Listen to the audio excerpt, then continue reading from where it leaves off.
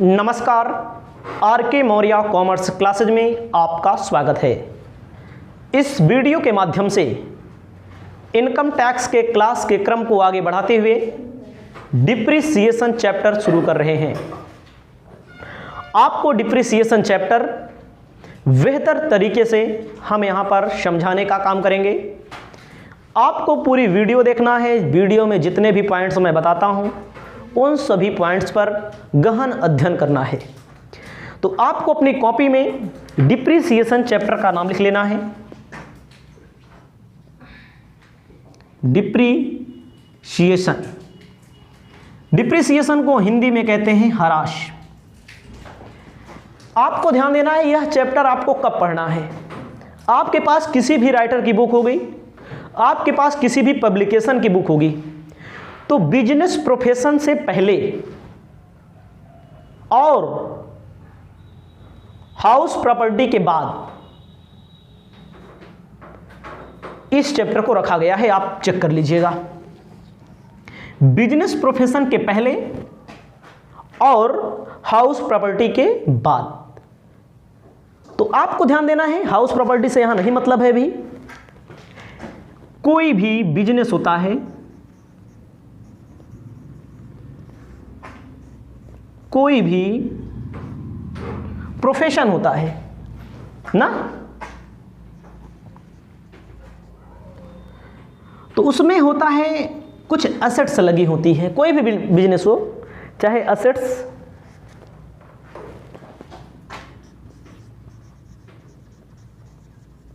Machinery हो, चाहे building हो, चाहे फर्नीचर हो, चाहे फिक्चर हो, ठीक है, चाहे मोटर हो, बहुत सारी एसेट्स लगी होती हैं, बहुत सारी एसेट्स। कंप्यूटर हो सकता है, टाइपराइटर हो सकता है, गुडविल होती है, पेटेंट होता है, कॉपीराइट होती है, बहुत सारी एसेट्स होती हैं। ये आप जानते हैं, कोई भी बिजनेस होगा तो उस बिजनेस में जो आप कभी पढ़े होंगे प्रॉफिट लॉस अकाउंट, कभी पढ़े होंगे प्रॉफिट लॉस अकाउंट। तो प्रॉफिट लॉस अकाउंट अगर आप पढ़े हैं किसी बिजनेस का, तो ऊपर मान लीजिए ट्रेडिंग होता है, नीचे पीएल होता है। तो इन सभी एसेट्स के अलावा जो अन्य एसेट्स आप सोच सकते हैं, जो अन्य एसेट्स आप समझ सकते हैं, उस पर क्या लगता है? उस पर लगता है डिप्रिसिएशन। इसको आप जानते होंगे, डिप्रिसिएशन का मतलब होता है किसी भी एसेट्स को यूज करने पर उस एसेट्स की प्राइस में, उस एसेट्स के मूल्य में घिसावट के कारण, यूज करने के कारण, नए नए टेक्नोलॉजी आ जाने के कारण जो प्राइस में कमी आती है, चाहे मशीनरी के, चाहे बिल्डिंग के, चाहे फर्नीचर के, चाहे फर्नीचर के, फिक्चर के, पेटेंट के, कॉपीराइट के, उसे क्या बोला जाता है? डिप्रिसिएशन बोला जाता है। नॉर्मल है, इसको आप जानते होंगे। भाई हमने मोबाइल ली, 4G 5G आ गया, 4G का महत्व कम हो गया। उसको बोलते हैं नई टेक्नोलॉजी के आने के कारण। हमने आज कोई गाड़ी खरीदी, उसको कुछ दिन यूज करूंगा, यूज करने के बाद उसके प्राइस में कुछ कमी आ जाएगी, उसे डिप्रिसिएशन कहते हैं। लेकिन आप इनकम टैक्स अधिकारी अपने आप को मानेंगे, आप अपने आप को एक अथॉरिटी मानेंगे, आप अपने आप को अकाउंटेंट या चार्टर्ड अकाउंटेंट मान करके काम करेंगे। जो आप इनकम टैक्स यहाँ पढ़ रहे हैं वही चार्टर्ड अकाउंटेंट में भी पढ़ा जाता है। तो भाई अब कोई बिजनेसमैन है, मान लीजिए हमारे यहाँ रामू नाम के बिजनेसमैन हैं, हम अधिकारी हैं थोड़ी देर के लिए। तो रामू, श्यामू, रोहित, मोहित, किसी को भी नाम रख सकते हैं आप, कोई भी। तो मशीनरी पर एक अपनी फिक्स प्राइस है कि इतना % डिप्रिसिएशन लगना चाहिए। सरकार का नियम का इनकम टैक्स डिपार्टमेंट ने बताया है। रामू नाम का कोई व्यक्ति है और रामू के नाम ने मशीनरी पर 10% सरकार डिप्रिसिएशन लगाने के लिए अलाउड करती है, और रामू ने लगा दिया 15% या 20%, और कहाँ दिखा दिया? पीएल के डेबिट में लाभ कम हो गया। तो उसी चीज़ को आपको पकड़ना है। उसी चीज को आपको समझना है यहाँ पर कि मशीनरी पर क्या परसेंट अलाउड होता है, डिप्रिसिएशन लगा सकते हो, बिल्डिंग पर क्या परसेंट होता है, फर्नीचर पर क्या परसेंट होता है, फिक्चर पर क्या परसेंट होता है, पेटेंट कॉपीराइट पर क्या परसेंट हो सकता है। तो उस डिप्रिसिएशन को प्राइस को मालूम करना पड़ेगा। इसी में दिया है, प्रावधान है, नियम है, ठीक है। तो आपको ध्यान देना है,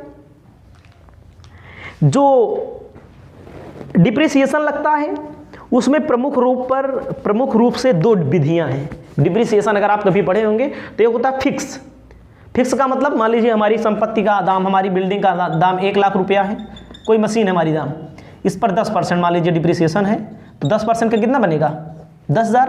कितने बचा भैया, फिर अगले साल के वर्ष फिर कितना लगेगा 10,000।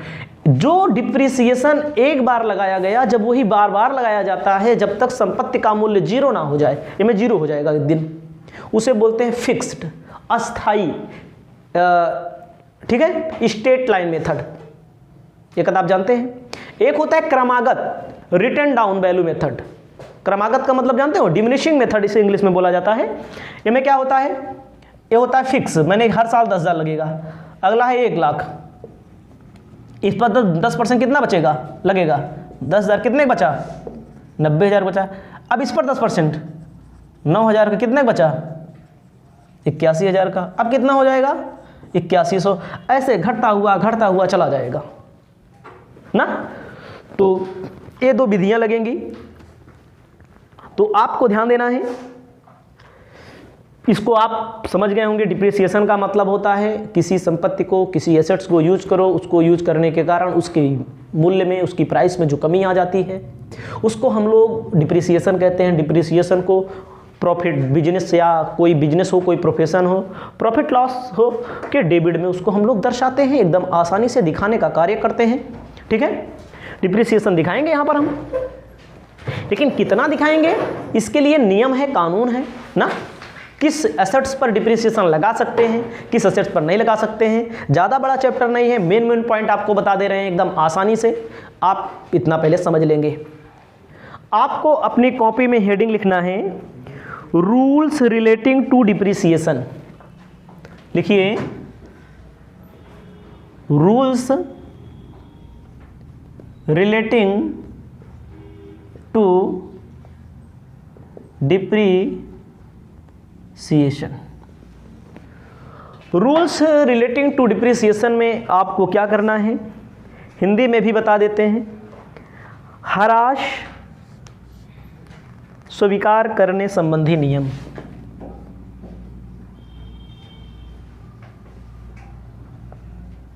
स्वीकार करने संबंधी नियम। भाई कितना ह्रास, कितना डिप्रिसिएशन एक्सेप्ट किया जाएगा, ओके, नियम कानून क्या है। पहली बात, एक बात ध्यान दीजिएगा, जैसे मैं असेसी हूं, अधिकतर चीजें समझनी पड़ेंगी। डिप्रिसिएशन उसी एसेट्स पर लगता है जिस एसेट्स का स्वामी करदाता हो। करदाता मतलब असेसी हो। जैसे हम किसी की मशीन खरीद के लाए हैं, वो मतलब लेके आए हैं किराए पर, तो पे हम डिप्रिसिएशन लगाने के हकदार थोड़ी ना हैं। डिप्रिसिएशन दूसरी के ऊपर किराया जो देंगे, किराए पर लाते हैं, तो हमारी डिप्रिसिएशन केवल उसी एसेट्स पर लगाई जा सकती है जिसका मालिक कौन हो, जिसका मालिक असेसी हो। Assessee must be owner of the assets. लिखिए, हिंदी इंग्लिश दोनों बताएंगे। Assessee must be owner of the assets.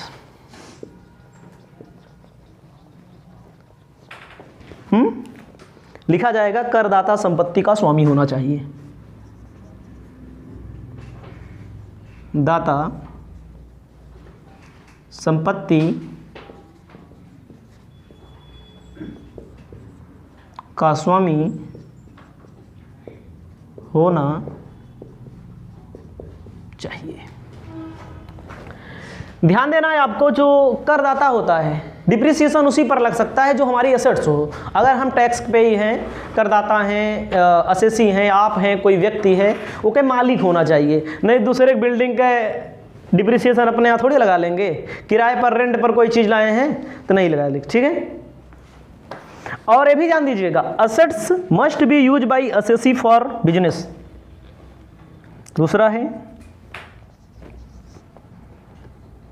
Assets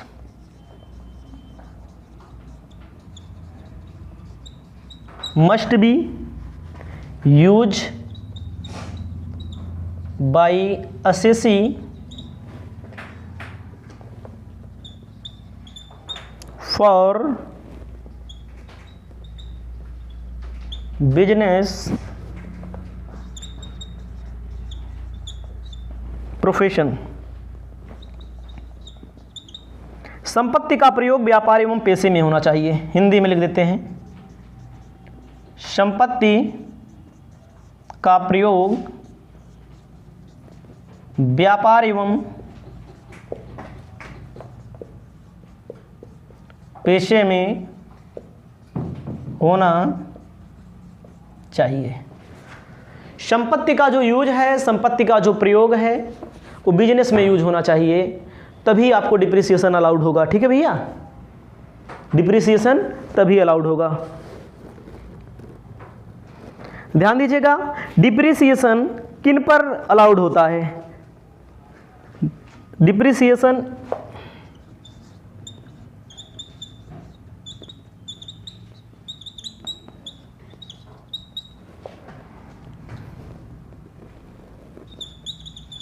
allowed मतलब किस पर डिप्रिसिएशन बिजनेस प्रोफेशन में अलाउड होता है? तो जो पहले मैंने बता दिया है वही यहाँ पर भी लिख देते हैं, बिल्डिंग एंड हाउस। मतलब कि जिस बिजनेस में कोई डॉक्टर होगा, वो अपनी डॉक्टरी करता होगा ना, डिस्पेंसरी होगी वो वाला। जैसे हम कोचिंग पढ़ाते हैं, अगर हमारी बिल्डिंग है तो उस पर डिप्रिसिएशन लगेगा। बिल्डिंग है ना, कोई चार्टर्ड अकाउंटेंट होगा, वो अपने बिल्डिंग में अपना ऑफिस खोला होगा तब लगेगा, ठीक है छोटू। अब आपको ध्यान देना है नेक्स्ट, मशीनरी। जिस बिजनेस में मशीनरी यूज होती है उस बिजनेस से जो उस बिजनेस में जो मशीनरी यूज होती है उस पर डिप्रिसिएशन लगेगा। उसके बाद प्लांट, जो प्लांट होता है, प्लांट जहाँ पर कोई कार्य किया जाता है, कोई बिजनेस है, प्लांट, उस पर लगेगा। फर्नीचर एंड फिक्चर,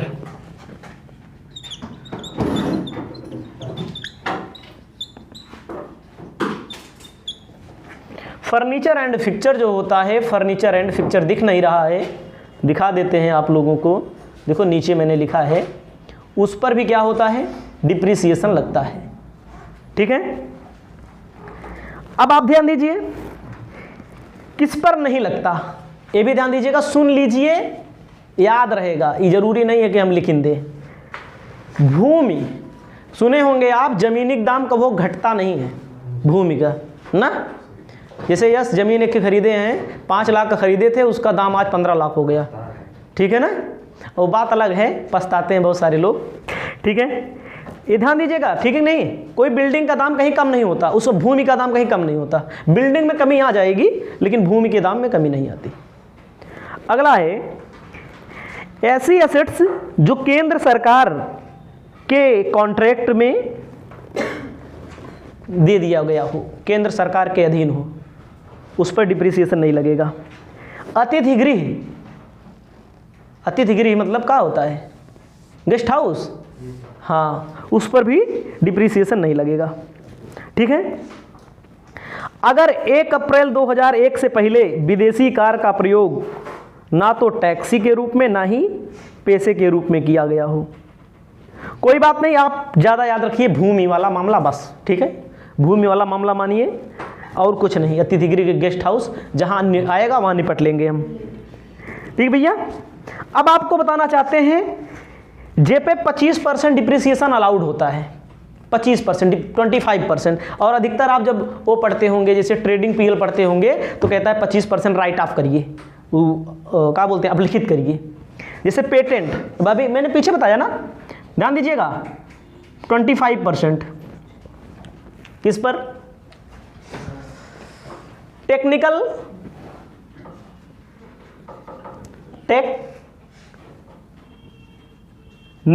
नॉलेज,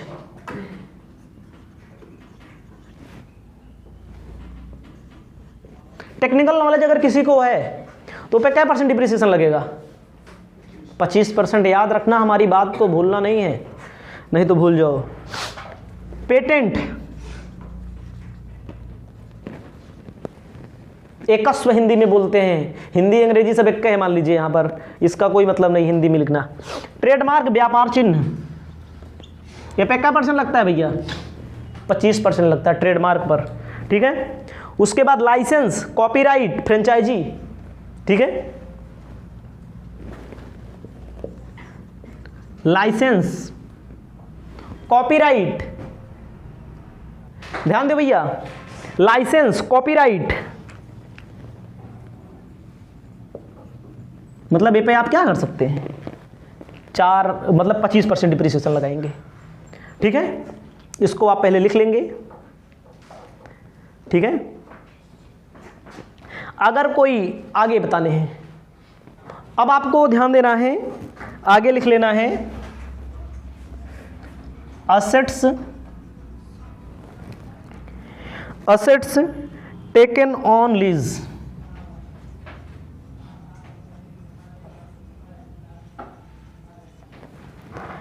पट्टे पर ली गई संपत्तियां,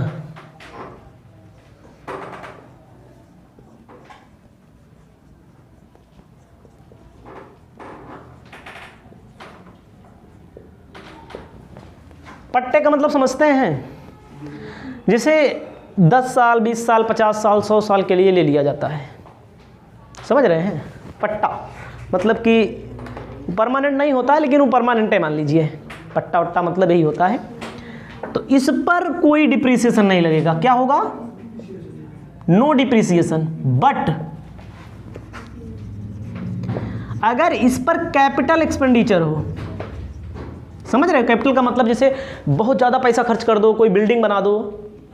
ये जो आप देखते होंगे नदियों के किनारे, नगर पालिका के क्षेत्र में बहुत सारे लोग जो भूमाफिया हैं, भूमाफिया नहीं कह सकते, एक तरह से लीगल तौर पर जो लोग नेता वगैरह होते हैं, जिनका जुगाड़ होता है, वो लोग पट्टे पर ले करके बड़ी बड़ी बिल्डिंग बना देते हैं।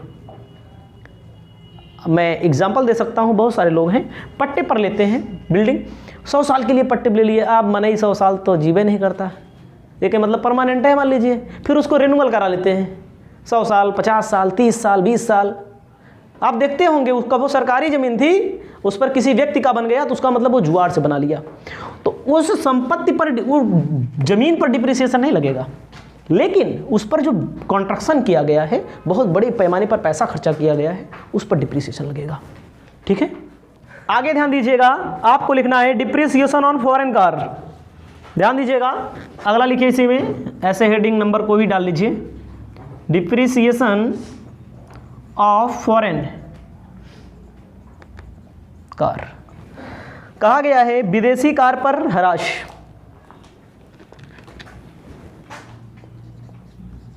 विदेशी कार पर हराश, इसका मतलब क्या होता है विदेशी कार पर हराश का? कहा गया है विदेशी कार अगर टैक्सी के रूप में यूज हो, ठीक है, लेकिन 2001 से पहले खरीदी गई हो, तब स्वीकार होगा कार। विदेशी कार अगर कब खरीदी गई हो, 1/4/2001 से पहले, तब हरास लगेगा, तभी स्वीकार होगा। और उस कार का प्रयोग कहां पर हो? यूज, टैक्सी के रूप में हो, यूज। दूसरा बिजनेस में हो, एंड प्रोफेशन में हो। ठीक है, आगे आपको बताना चाहते हैं depreciation of block of assets.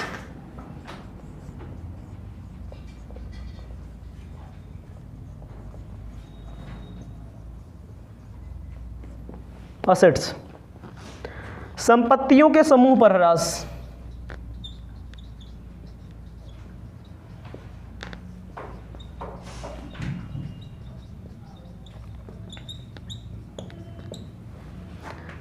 ध्यान दीजिएगा, कहीं कहीं संपत्तियां जो एसेट्स होती हैं, वो ग्रुप में होती हैं, समूह में होती हैं, उन पर भी ह्रास लगाया जाता है। ठीक है, आगे बताना चाहते हैं,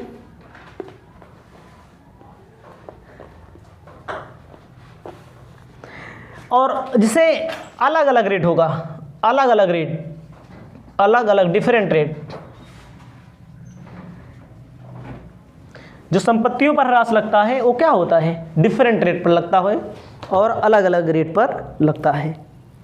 इसको आपको ध्यान देना है, डिफरेंस लगता है और अलग अलग लगता है।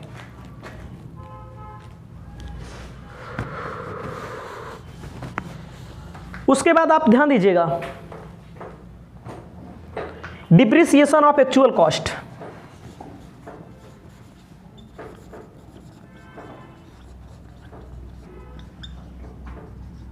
वास्तविक संपत्ति पर ह्रास। वास्तविक संपत्ति का मतलब क्या होता है, एक्चुअल एसेट्स का मतलब क्या होता है। जैसे हम लोग कोई संपत्ति खरीदने गए, मान लो थोड़ी देर के लिए फ्रिज खरीदे गए, तो फ्रिज पे अगर घर तक पहुंचे, भैया पूछें कै रुपये का मिला, तो हम लोग क्या बताएंगे, इतने है ही, और लागत वगत सब मिलाए के घर पहुंचाए कै रुपये बनी, गाड़ी भाड़ा किराया ना सब कुछ जोड़ लिया जाता है उसमें। फ्रिज नहीं, कोई मशीन खरीदी गई, कोई ट्रक खरीदी गई, तो ट्रक में बहुत सारे खर्चे होते हैं कि नहीं। ट्रक खरीदो अभी आप, पता लगेगा का खर्चा होता है, तो ना ट्रक अकेले नहीं होता, उसमें तमाम तामझाम होता है, सबका मिला करके वास्तविक कॉस्ट होती है। अब मेन पॉइंट है हमारे में दिया गया है, use of assets less than 180 दिन। यही मेन, आप इसको याद रखिएगा, use of assets less than 180 day. संपत्ति का प्रयोग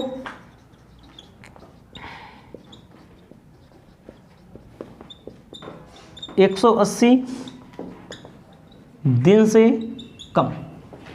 अगर किसी भी असेट्स का यूज 180 दिन से कम हुआ है, ऐसी संपत्ति पर सामान्य ह्रास की दरों के 50% के बराबर कटौती मिलेगी। मतलब कि जितना रेट होगा, ध्यान दीजिए, कोई संपत्ति, मेन पॉइंट है, इसको याद रखना, अभी आगे मिलेगा जब क्वेश्चन, 180 दिन से कम हुआ है तो नॉर्मल रेट का जो ह्रास निकलेगा उसका आधा ह्रास लगाया जाएगा। 180 दिन से कम अगर यूज हुआ है संपत्ति, ज़्यादा नहीं मानी जाएगी ना, 6 महीना के अंदर 180 दिन, तो ठीक है।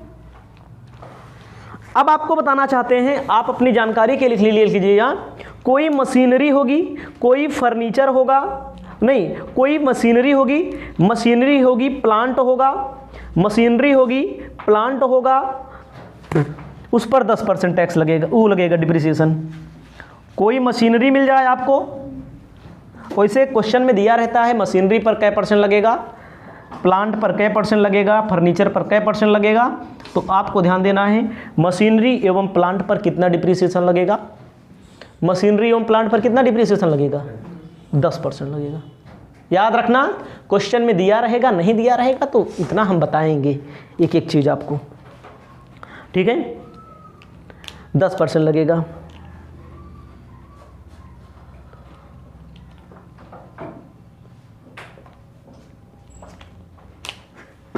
उसके बाद हम आगे बताते हैं। आपको ध्यान देना है, आपको क्या करना है, पहला नंबर लिखिए, बिल्डिंग पे कितना % डिप्रिसिएशन। बिल्डिंग पे होटल को छोड़ करके, बोर्डिंग हाउस को छोड़ करके, ठीक है, 5%, किताब में दिया होगा आपके, 5% डिप्रिसिएशन लगेगा ना। जैसे कोई कारखाना होगा, उसकी बिल्डिंग बनी होगी, जैसे कोई फैक्ट्री बनी होगी, फैक्ट्री बिल्डिंग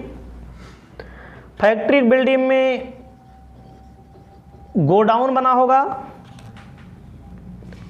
उस पर 10% डिप्रिसिएशन लगेगा। क्या परसेंट? 10% of depreciation. उसके बाद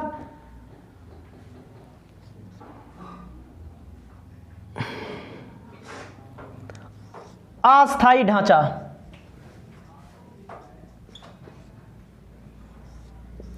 उस पर 40% डिप्रिसिएशन लगेगा। अनफिक्स्ड, ध्यान दीजिएगा, इसका मतलब क्या होता है? जैसे गुमटी बनी होती है, गुमटी जानते हो ना, लकड़ी का ढांचा, लकड़ी का ढांचा बना होता है, और जहां देखो पुल बनता है वहां झुग्गी डाले रहते हैं, हमारी तरफ डाले हैं, पुल बनता है ना, तो वहां पर टीना टप्पर बढ़िया बना गुना के वो पे क्या परसेंट डिप्रिसिएशन लगेगा? 40% लगेगा डिप्रिसिएशन। देखते नहीं, जहाँ सड़क बनती है, जहाँ पुल बनता है, जहाँ पर बड़े बड़े निर्माण कार्य होते हैं, वहाँ पर अभी देखो, वहाँ पर मेडिकल कॉलेज जहाँ बन रहा था, वहाँ पर भी हम एक बार गए थे, बना था बढ़िया टीना टप्पर बना करके, टीना ऊना डाल करके, वो पे क्या परसेंट लगेगा?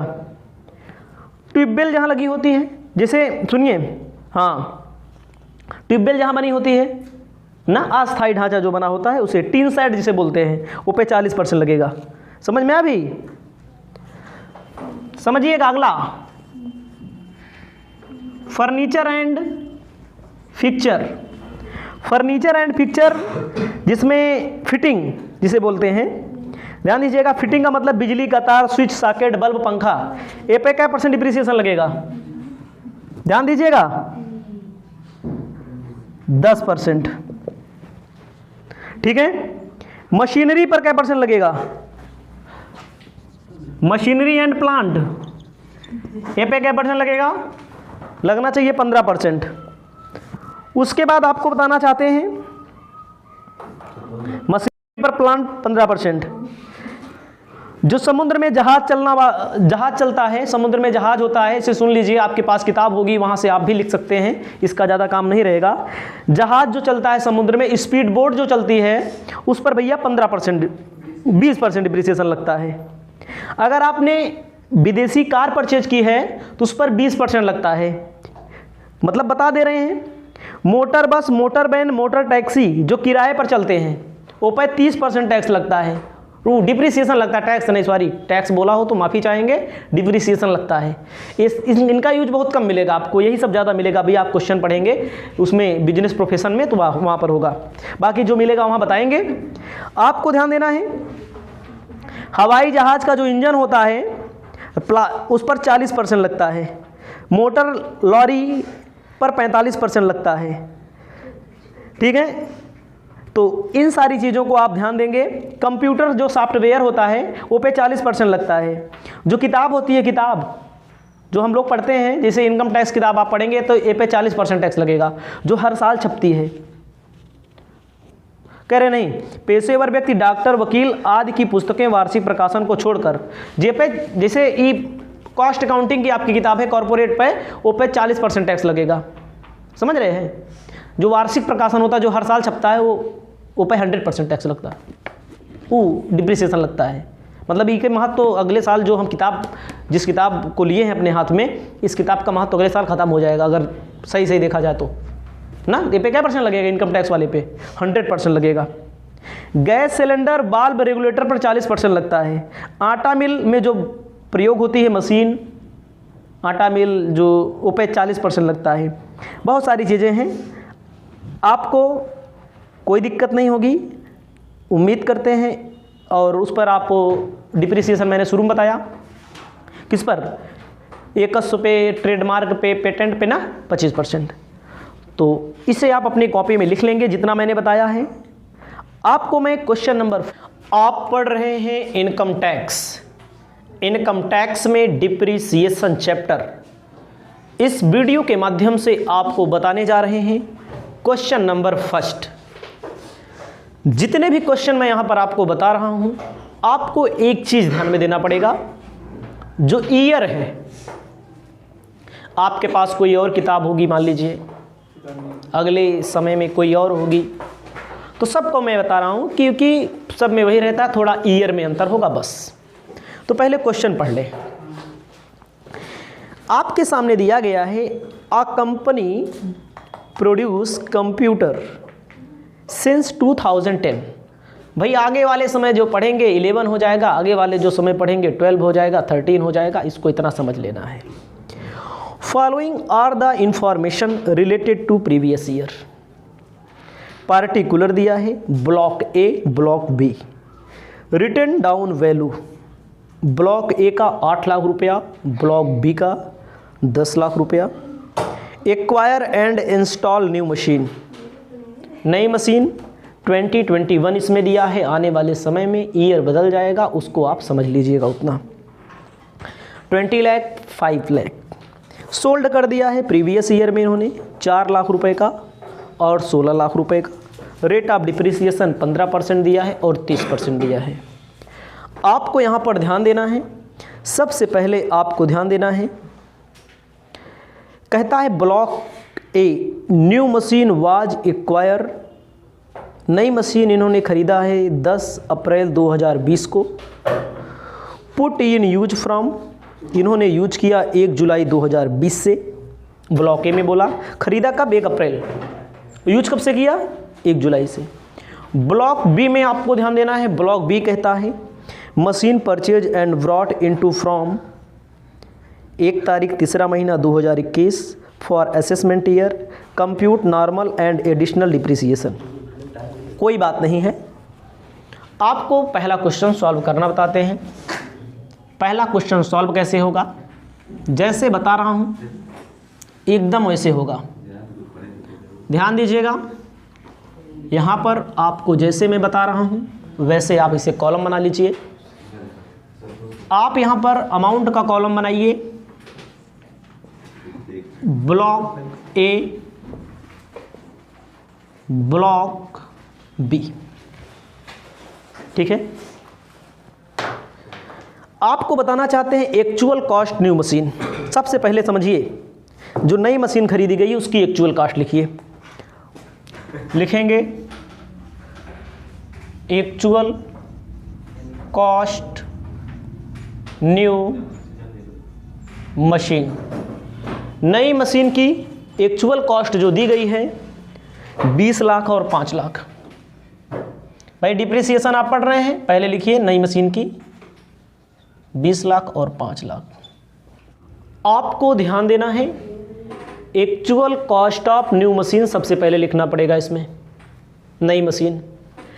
अब इस पर लगता है डिप्रिसिएशन, और कौन सा डिप्रिसिएशन लगेगा, एडिशनल डिप्रिसिएशन। ध्यान दीजिएगा, एडिशनल डिप्रिसिएशन। ब्लॉक 20%, ब्लॉक ए और 10% ब्लॉक बी। ऐसा क्यों हो रहा है, उस तरह आपने पढ़ा है पीछे, मशीन पर डिप्रिसिएशन 15%, लेकिन नियम होता है, नियम को यहाँ पर याद रखना जरूरी है। जब कोई भी एसेट्स, नई न्यू एसेट्स का मतलब, न्यू मशीनरी का मतलब 2005 के बाद जो खरीदी गई हो। इन्होंने कब खरीदा है, जब खरीदा होगा तब खरीदा होगा, कब, लेकिन 2005 के बाद है, प्रीवियस ईयर में खरीदा है। ध्यान देना है कितना, तो ब्लॉक ए पर 20% लगेगा, ब्लॉक ए का 20%, ए के 20% कितना हो जाएगा, 4 लाख, और ब्लॉक बी पर 10%, 50,000। ऐसा क्यों, नियम है, नियम पढ़ करके बता दे रहे हैं। कहता है additional depreciation on new machine and plant.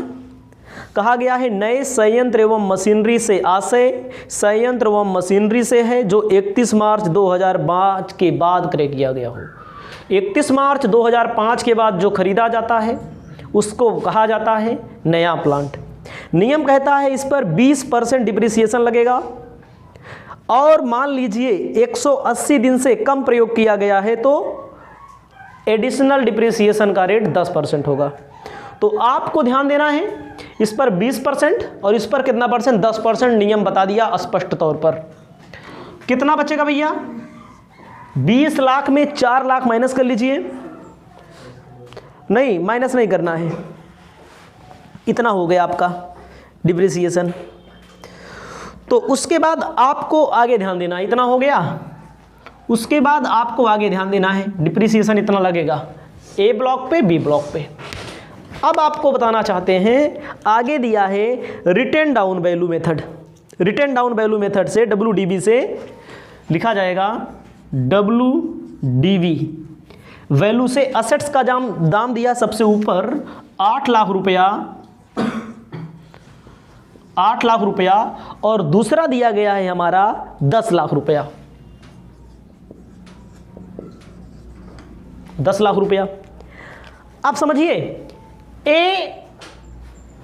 एक मशीन वही मशीन है, न्यू मशीन है, और ये हमारे पास पहले से जो मशीन आ रही है, चलती हुई आ रही है, मतलब कि वहाँ पर हरास वरास लगा हुआ है, इसी में ऐड कर दिया जाता है जो इस साल खरीदी गई है machine.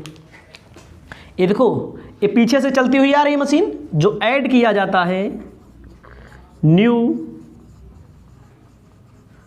Machine purchase. New machine purchase में आपको बताना चाहते हैं, नहीं, जो नई मशीन परचेज की गई है 20 लाख, और यहां पर कितना 5 लाख। याद रखिएगा, पहले ए जो मशीन है इस पर एडिशनल डिप्रिसिएशन जो 6 महीने से कम प्रयोग हो रहा है उसका मामला है। अब यहां से नया सिस्टम चलता है, पहले से मशीन है और नई मशीन खरीदी गई, तब मशीन हमारे पास कितने की हो गई 28 लाख, हो गया कितना 15 लाख। उसके बाद आपको बताना चाहते हैं, इसमें से घटाया जाता है क्या, जो सेल कर दिया जाए। क्वेश्चन में बोला है सेल कर दिया गया मशीन, देखो मशीन बेच दिया गया है। क्वेश्चन में क्या बोला गया है, सोल्ड मशीन 4 लाख की और 16 लाख की।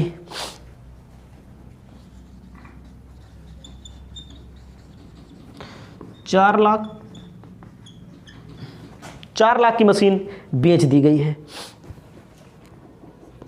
यहां पर 16 लाख की। तो यहां पर फायदा नुकसान आपको नहीं निकालना। यहां पर कितने की मशीन बची आपकी, यहां पर 24 लाख की बची कि नहीं, यहां पर कितने की बचेगी नील, यहां पर नहीं बचेगी मशीन। 15 की थी, 16 की बेच दी गई, फायदा हुआ आप सोच रहे होंगे ना, तो वो अलग चीज है, वो अलग है, उससे नहीं मतलब। लेकिन कितने की बची, इसमें तो पूरी मशीन चली गई, इसमें 24 लाख की मशीन आपकी बची हुई है। अब नॉर्मल डिप्रिसिएशन कितने पर लगता है, नॉर्मल डिप्रिसिएशन लेस करेंगे, नॉर्मल डिप्रिसिएशन 15% होता है मशीन पे ना, 15%, 24 लाख का 15% निकाल लीजिए, 3,60,000। उसके बाद जो यहां एडिशनल डिप्रिसिएशन निकाला गया था,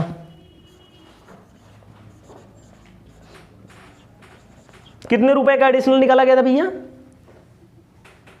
एडिशनल डिप्रिसिएशन निकाला गया था 4 लाख का।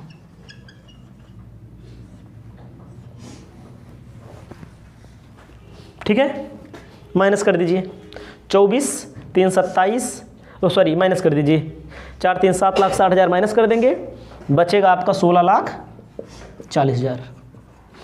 इसको पहले लिखिए, WDV वैल्यू से बैलेंस असेट्स हो गया। आपको एक बार फिर से ध्यान देना है ताकि आपको कोई दिक्कत ना हो, कोई परेशानी ना हो, किसी से पूछना ना हो। देखो भैया, एक औपचारिकता है यहाँ, actual cost new machine, actual cost 20 lakh और 5 लाख नई मशीन की, इनमें एडिशनल डिप्रिसिएशन लगेगा क्योंकि 180 दिन से कम प्रयोग हुआ है ना, 180 दिन से कम प्रयोग हुआ है तो कितना लगेगा 50,000 रुपये का। और कैसे पता लगा 180 दिन से कम प्रयोग हुआ है, ब्लॉक ए वाला कब खरीदा गया है, देखो किताब में ब्लॉक ए वाला नीचे दिया गया है, 1 अप्रैल को खरीदा गया है, यूज कब से हुआ है 1 जुलाई से ना, जुलाई अगस्त सितंबर अक्टूबर नवंबर दिसंबर जनवरी फरवरी मार्च ना, तो 100 मतलब यूज कब से हुआ है, तो इसका मतलब है 6 महीना से कम यूज हुआ है। और ब्लॉक ए पूरा यूज हुआ है। ब्लॉक बी कब खरीदा गया है? 1 मार्च से, समझिए 1 मार्च से। 1 मार्च का मतलब 1 महीना यूज किया गया, यही बिना 10% लगा। एकदम साफ साफ बता दे रहे हैं ताकि कोई दिक्कत ना हो, नहीं कहो कि कहाँ सलाह दे रहे हैं 10% 20%। एडिशनल डिप्रिसिएशन, एडिशनल मतलब क्या होता है? अतिरिक्त ह्रास। अतिरिक्त ह्रास का मतलब क्या होता है? भैया 20 लाख की हम संपत्ति खरीदे एक जुलाई में, जुलाई, अगस्त, सितंबर, अक्टूबर, नवंबर, दिसंबर, जनवरी, फरवरी, मार्च, 9 महीना यूज किए। 6 महीने से ज़्यादा है ना, तो क्या परसेंट लगी? 20%। ए वाले ब्लॉक पे क्या परसेंट लगेगा? 20% लगेगा। क्यों? ज़्यादा यूज किए 6 महीने से। और ए वाला कब खरीदे हैं? 1 मार्च खरीदे हैं। मार्च में कई दिन होता है? 30-31 दिन होता है। 31 दिन, 31 दिन यूज किए, 6 महीने से कम। एक मतलब इसीलिए पे 10% हो गया ना। इतना समझ में आवा? तो इन्हें घटाना नहीं, आपको ऐसे लिख देना ऐसे बस। उसके बाद क्या करना है? ऐड करना। अब WDV पद्धति से पहले से हमारे पास जो हम मतलब कि एसेट्स को यूज करते हुए चले आ रहे थे, डिप्रिसिएशन लगाते चले आ रहे थे, चले आ रहे थे। जब हम पहुँचे, जब हम क्वेश्चन सॉल्व करें तो पता लगा 8 लाख की संपत्ति हमारे पास बची है, ए वाली। और ए वाली कितनी की बची है? 10 लाख के। और अब भैया होता नहीं है कि पुरानी मशीन में नई वाली जोड़ दो, पुरानी में नई वाली जो खरीदे उसको जोड़ दिए, जोड़े कि नहीं?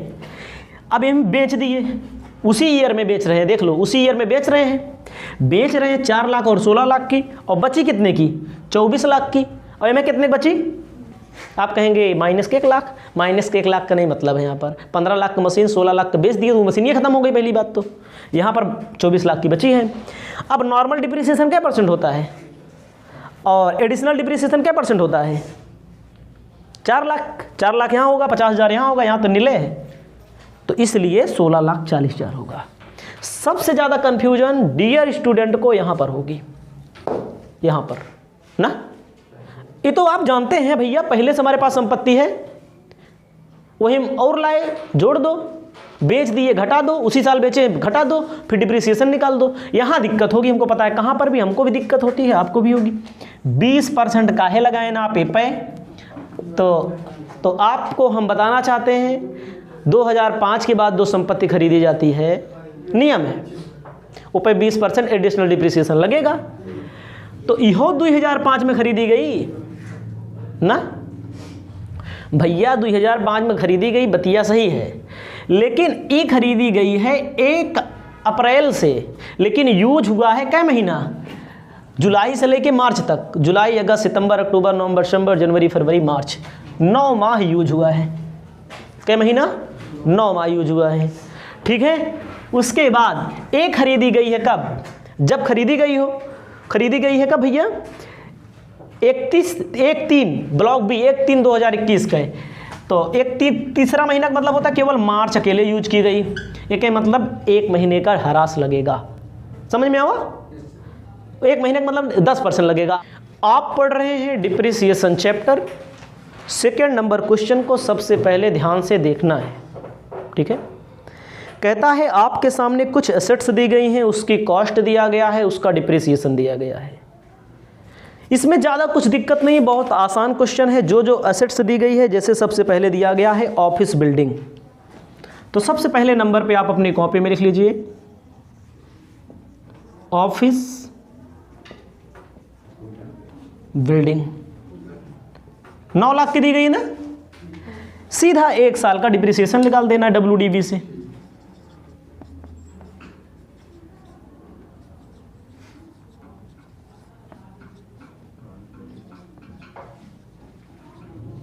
कितना बचेगा?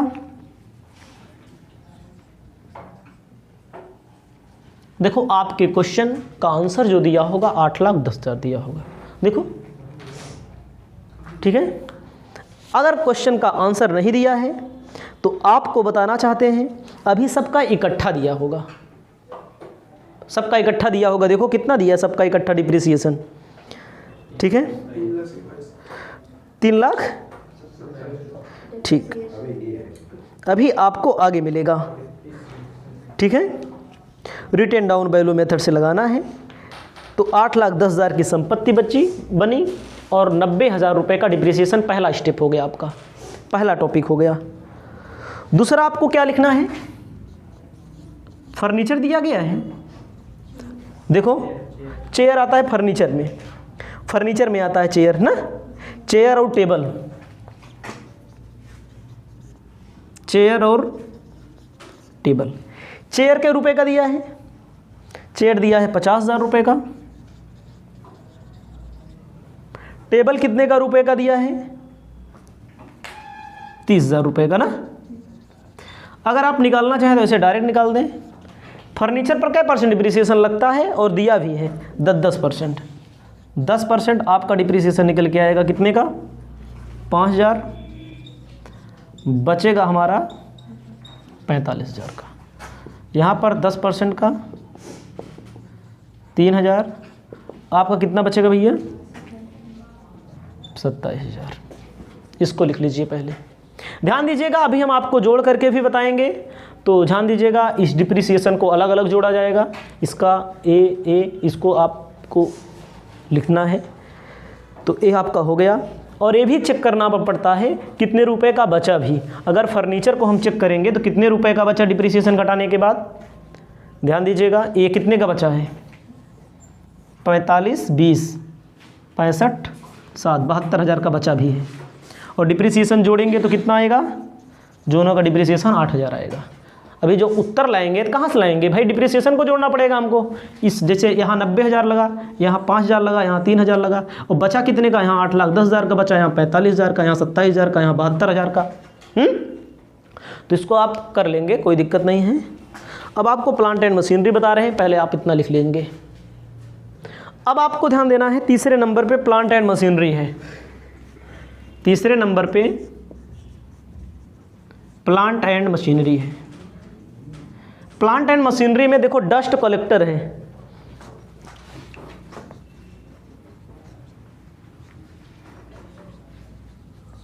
कितने रुपए की है देखो 1 लाख की दी गई है। डस्ट कलेक्टर 1 लाख की दी गई है और मोटर भी दी गई है। मोटर कार का अलग निकालेंगे, वो भी अलग आएगा। तो डस्ट कलेक्टर 1 लाख की दी गई है। कह रहे हैं क्या लगेगा 100% डिप्रिसिएशन। 100% मतलब 1 रुपये बचेगा, ठीक है 40%। 40% कितना का हमारे में 40% डिप्रिसिएशन लगेगा। माइनस कर दो डिप्रिसिएशन 40%, 40,000 ना, कितना बचेगा 60,000 का बचेगा। डस्ट कलेक्टर के बाद इसमें भी है एयर कंप्रेसर। एयर कंप्रेसर पे क्या परसेंट दिया है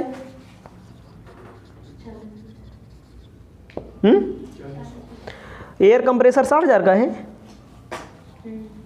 60,000 का है। डिप्रिसिएशन 10%, 40%, 24,000, 36,000 रुपये बचा। ये भी हो गया आपका। उसके बाद आपको ध्यान देना है मोटर कार पर भी। मोटर कार कितने रुपए की दी गई है देखो 5 लाख। डिप्रिसिएशन क्या परसेंट है, आपको आगे बताना चाहते हैं। मोटर कार पर डिप्रिसिएशन जो लगेगा 15%, कितना आएगा 15 × 5 = 75, बचे कितना हो गया, इतना लिखिए अभी। उसके बाद आगे भी बता रहे हैं और ऐड करके भी बताएंगे, याद रखना ये सब डिप्रिसिएशन ऐड भी करना पड़ेगा। 75, 24, 40 ना। आपको ध्यान देना है अदर प्लांट पे। अब अगला हमारा होगा mission other plant. Other plant के रुपए का है 6 लाख। ये पर डिप्रिसिएशन निकाल दो 90,000, 15%, 15 छक्का 90 होता है। 5,10,000 रुपया हो गया। तो कुल मिला करके मैंने डिप्रिसिएशन निकाला है उसके बाद सभी डिप्रिसिएशन को जोड़ने का, ऐड करने का क्रम बढ़ाते हैं आगे। उसके बाद हम अपने कार्य को सफल बनाएंगे और उत्तर भी हमारी संभावनाओं के अनुरूप ही आएगा। आपको ध्यान देना है, डिप्रिसिएशन जब आप जोड़ेंगे, जो डिप्रिसिएशन निकाला गया, घटाया गया परसेंट का, कितना आ रहा है? Total depreciation 3,27,000। उसके बाद आपको बताना चाहते हैं जो मशीन बची, प्लांट बचा ना, बैलेंस WDV मतलब रिटन डाउन वैल्यू मेथड से एसेट्स कितने की बची? 19,13,000, जो यहाँ पर आप किताब में लिखे हैं, कॉपी में लिखे हैं, इसको लिख लीजिए। इसके बाद आपको हम नेक्स्ट क्वेश्चन बता रहे हैं, पहले इसको लिख लीजिए। नमस्कार, आप पढ़ रहे हैं डिप्रिसिएशन चैप्टर।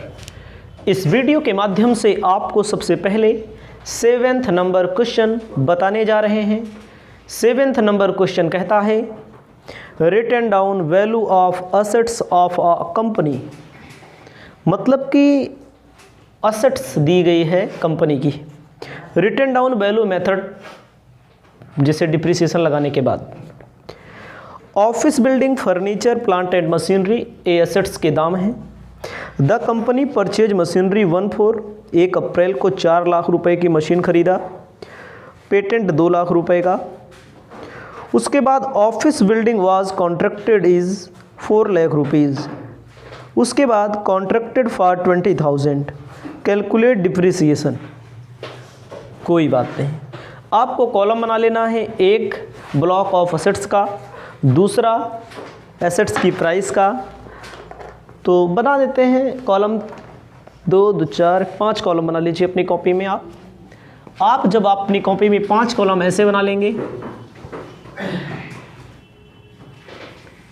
5 कॉलम ऐसे बना लीजिए, तो ध्यान देना है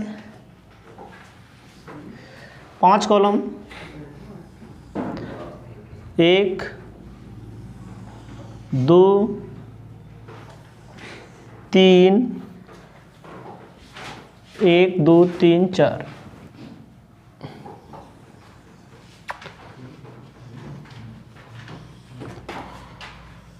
ठीक है,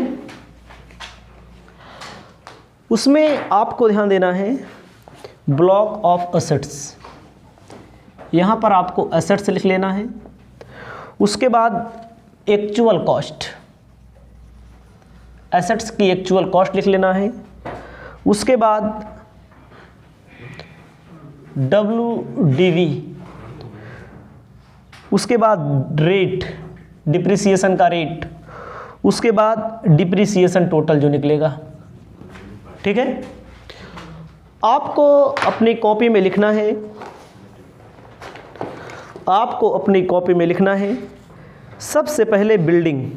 ध्यान दीजिएगा, इसमें ऑफिस बिल्डिंग दी गई ना, सबसे पहले बिल्डिंग की ब्लॉक लिखो, बिल्डिंग। बिल्डिंग में आपको ध्यान देना है ऑफिस और फैक्ट्री 2 बिल्डिंग है, ऑफिस और फैक्ट्री। ऑफिस दी गई है कितने की, देखो 5 लाख की, फैक्ट्री 4 लाख की, 4 लाख और 5 लाख। देखो 2 बिल्डिंग दी गई है, ऑफिस बिल्डिंग, उसके बाद फैक्ट्री बिल्डिंग दी गई है नीचे सबसे। ध्यान दीजिएगा, सबसे नीचे दी गई है 2 बिल्डिंग दी गई है 5 लाख और 4 लाख की। और टोटल बिल्डिंग कितने की हो गई हमारी? 9 लाख की। बिल्डिंग पर रेट ऑफ डिप्रिसिएशन क्या % लगता है? 10% ना, यानी कि 90,000 रुपये का डिप्रिसिएशन लगेगा। एक बिल्डिंग 5 लाख की, एक बिल्डिंग 4 लाख की, 9 लाख की, 10% 90,000 रुपये की। उसके बाद आपको लिखना है बिल्डिंग होती है temporary, building temporary. Building temporary में आप देखेंगे टेम्परेरी बिल्डिंग कितने की है। आप देखिए क्वेश्चन में कहा है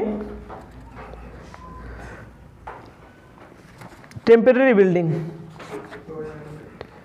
कितने रुपए की दी गई है क्वेश्चन में? 20,000 रुपए की। देखो टेम्परेरी लास्ट में टीन शेड जो बोलता है, टीन शेड जो लगता है किसी निर्माण में, टेम्परेरी बिल्डिंग, 20,000 की कॉस्ट है। समझिए कितने की कॉस्ट है? 20,000 की कॉस्ट है। टोटल 20,000 यहाँ लिख दो। टेम्परेरी पर क्या परसेंट डिप्रिसिएशन लगता है? 100%। जो टीन शेड रखा जाता है, झोपड़ी रखी जाती है, उसकी बात होती है यहाँ पर। उसके बाद फर्नीचर एंड फिटिंग है,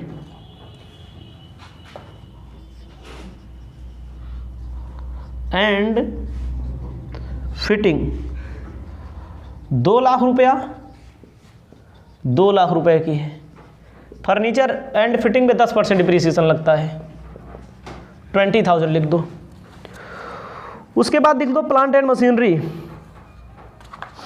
प्लांट एंड मशीनरी,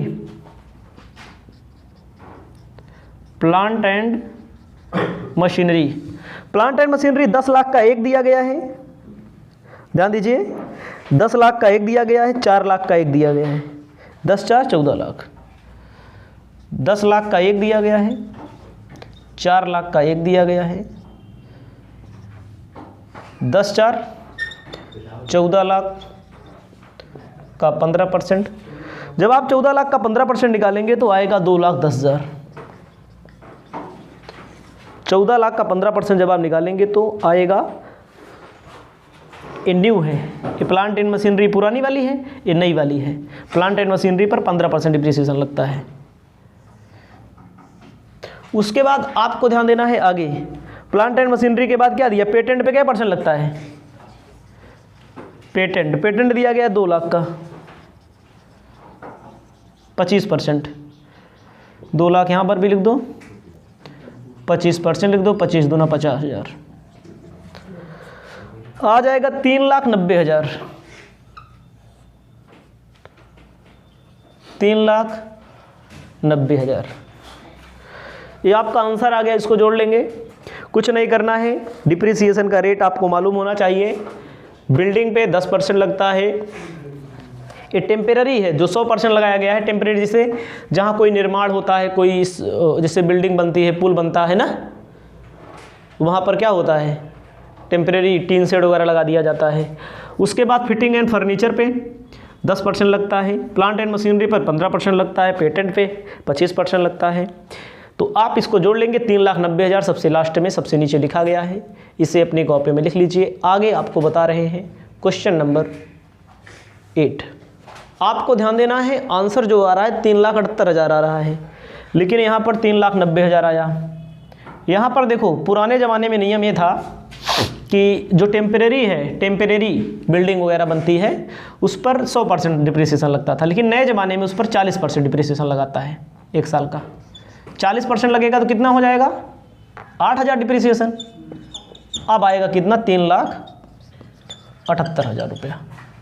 समझ लीजिएगा, नए ज़माने के अनुसार 40% डिप्रिसिएशन लगता है टेम्परेरी में। यह क्वेश्चन हो गया है। इसके बाद आगे बढ़िए।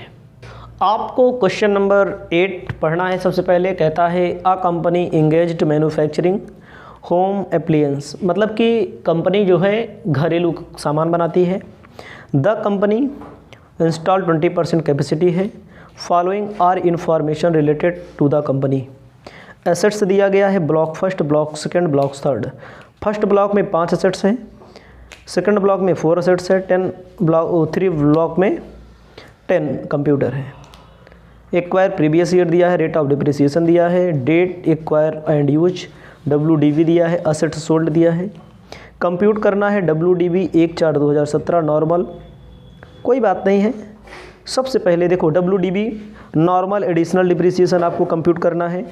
उसके बाद थर्ड नंबर कैपिटल गेन आपको कंप्यूट करना है, तो कोई बात नहीं है। तो यहाँ पर हम क्वेश्चन को सॉल्व करते हैं। सबसे पहले टोटल डिप्रिसिएशन कंप्यूट करेंगे, कुल डिप्रिसिएशन कंप्यूट करेंगे। आपको 5 कॉलम बना लेने हैं, जैसे पहले बनाए गए हैं। 5 कॉलम ऐसे बना लेने हैं।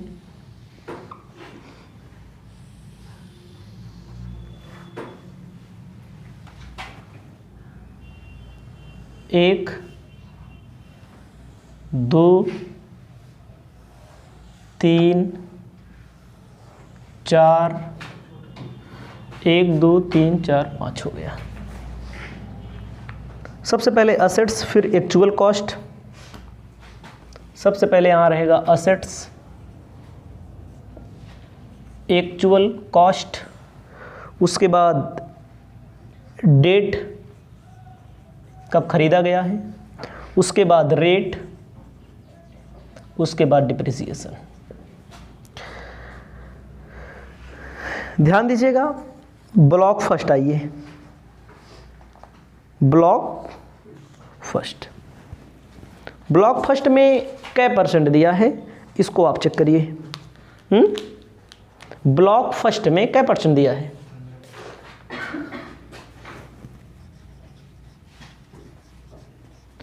हमारा एक्चुअल कॉस्ट है 40 लाख रुपया, अगस्त में खरीदा गया है ना, अगस्त में खरीदा गया है, तो अगस्त की बात है। एक्वायर मतलब होता है जब लाया गया हो प्रीवियस ईयर में। तो उसके बाद रेट कितना दिया? 15% कह रहा है तो लिख दो 15%, 40 लाख होगा, ठीक है, अब सही है। 15 चौका 60, यहाँ पर आपको कितना हो जाएगा? 6 लाख रुपया हो जाएगा डिप्रिसिएशन ना, 15% बोला है। उसके बाद आइए ब्लॉक सेकंड में कितना है? ब्लॉक सेकंड में है 12 लाख रुपया। 12 लाख रुपए में आपको ध्यान देना है कै परसेंट? 12 लाख रुपए में कै परसेंट बोला है? देखो 40%। लेकिन कब खरीदा गया है? अगस्त में खरीदा गया है, ठीक है। 12 लाख रुपए में कहता है 40%। इसमें एक चीज़ आपको ध्यान देना है, सबसे ऊपर लिखा है the company install capacity by 20%, यानी कि कंपनी ने जो लगाया गया है कंपनी द्वारा, तो यहाँ पर जब इंस्टॉल करेगा तो 20% डिप्रिसिएशन लगाना पड़ेगा आपको। 20% यहाँ भी भले 40% दिया है, 15% दिया है, और 20% यहाँ भी। 12 दूनी 24, 2,40,000। देखो ऊपर बोला है, देखो 40% ना,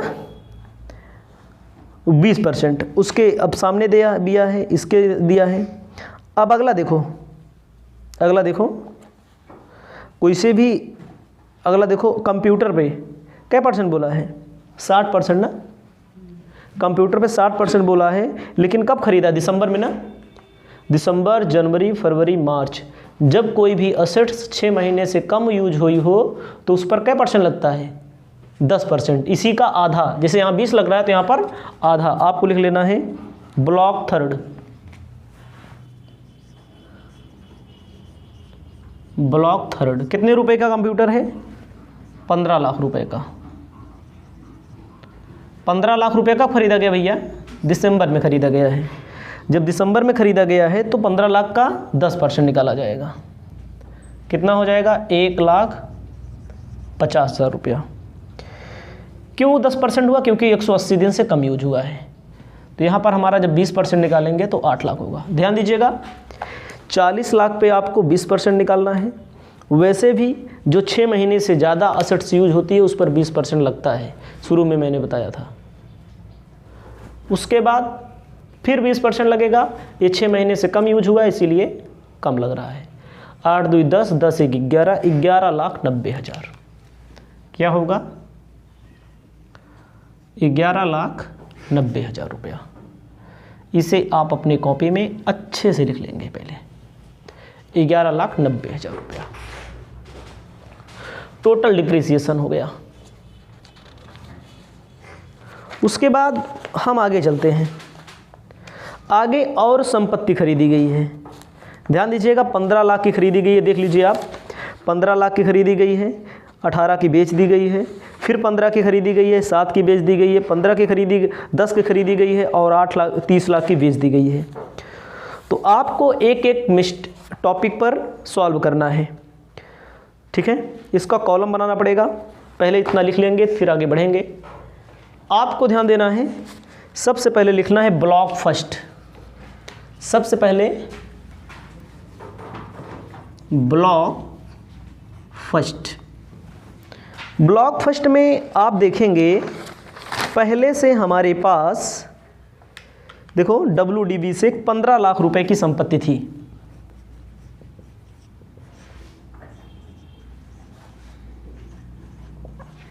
पहले से कितने की संपत्ति थी? 15 लाख रुपए की संपत्ति थी।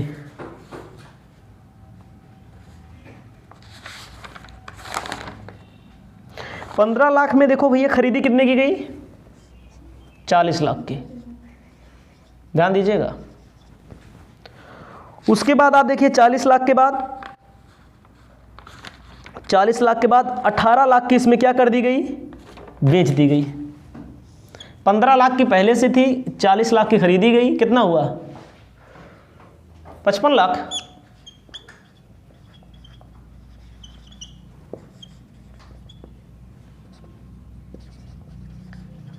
सेल्स कर दिया गया 18 लाख का। कितना बचेगा? 15 में से 8, 37 लाख की संपत्ति बची। अब इस पर नॉर्मल डिप्रिसिएशन लगेगा।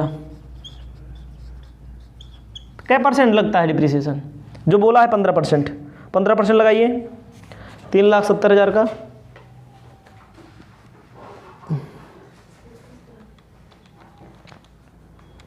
15/100 5,55,000 5,55,000 रुपये डिप्रिसिएशन लग गया। ठीक है, कितने बची? 37 लाख में 5,55,000, 31,45,000 लेस कर देंगे एडिशनल डिप्रिसिएशन। एडिशनल डिप्रिसिएशन पहले निकाला गया क्या लाख रुपए का? देखो फर्स्ट ब्लॉक में 8 लाख रुपए का। कितना बचा?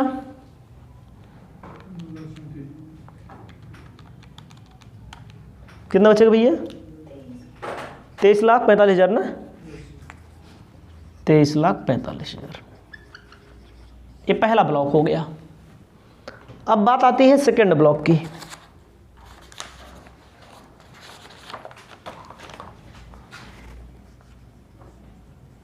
Block second.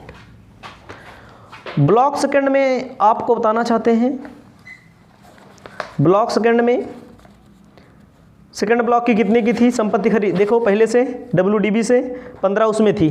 सेकेंड भी लिख लो, थर्ड भी लिख लो, साथ में कर देते हैं ना। 15 लाख इसमें थी ना, 10 लाख इसमें थी। इनमें परचेज प्लस कर दो। परचेज कितने की गई? देखो भैया 12 लाख की परचेज की गई है, नई वाली ना, जिसपे 40% बोल रहा है। 12 लाख की परचेज की गई है। अगले में कितने की परचेज की गई है? 15 लाख की परचेज की गई है।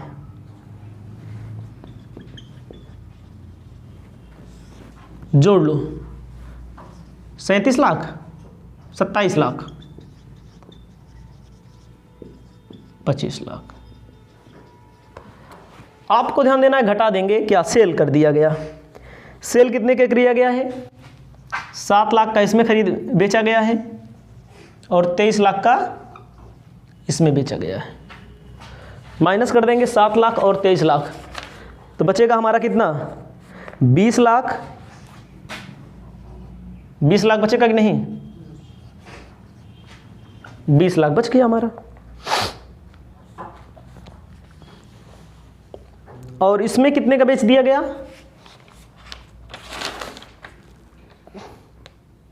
30 लाख का बेचा है ना, 30 लाख का बेचा है, 30 लाख का बेचा है। ध्यान दीजिएगा, एम है 1 रुपए की नहीं बची, और एम है सीधा सीधा इसे 5 लाख रुपए आ जाएगा कैपिटल गेन। कौन सा कैपिटल गेन? जो जब 3 साल के अंदर संपत्ति बेच दी जाए तो शॉर्ट टर्म कैपिटल गेन, जब 3 साल के बाद संपत्ति बेची जाए तो लॉन्ग टर्म कैपिटल गेन आता है। आगे आपका कोई दिक्कत नहीं है। उसके बाद आपको बताना चाहते हैं क्या, इसमें डिप्रिसिएशन कितना लगा था, नॉर्मल डिप्रिसिएशन 15%,